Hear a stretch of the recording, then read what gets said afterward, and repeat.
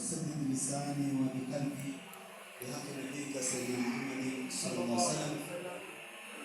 Wakati mmoja Bwana Muhammad aliwafanyia muhadhara wanawake ili kuambia uzuri wao na ubaya ambao kwamba watakao kufanya na uzuri ambao utakao kuatia peponi na uzuri ambao na ubaya ambao kwamba utakao kuatia motoni. Na hili ilikuwa ndio bidii yake Mtume Muhammad sallallahu alaihi wasallam kwa wanawake, kwa sababu wanawake kwa Mtume walimwambia tufanye siku ya kutufanyia darasa ili utupe naswaha. Mtume akawa kila wiki ana siku moja ambayo kwamba anafanyia darasa wanawake, na hakutosheka kwa darasa tu, bali mpaka msikiti wake akawekea mlango maalumu, akisema mlango huu wasiingie wanaume isipokuwa ni wanawake.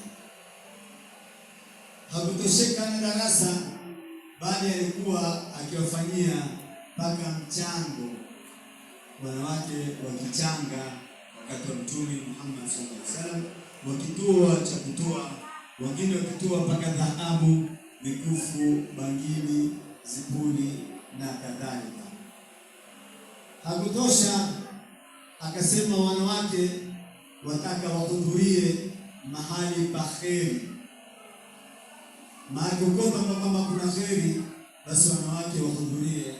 Katika hadithi yake ambayo ilikuwa ndefu hasa katika siku hii na siku nyinginezo, na kusema wala shahadna khair, wala shahadna khaira, yani wanawake washuhudie mambo ya kheri.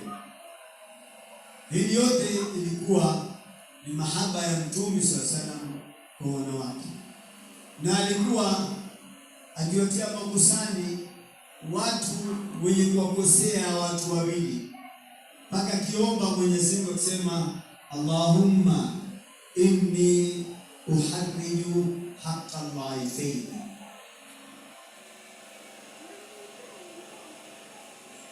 al-ibni wal-mar'a ama al-waladi wal-mar'a.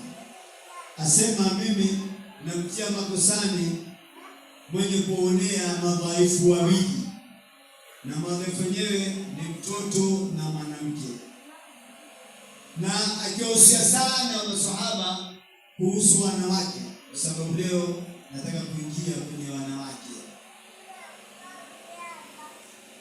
kwa sababu umeona umekuja kwa wingi katika darasa kama hili, basi nataka tuingie katika darasa yenu kwa panaswaha nyingi pamoja na naume.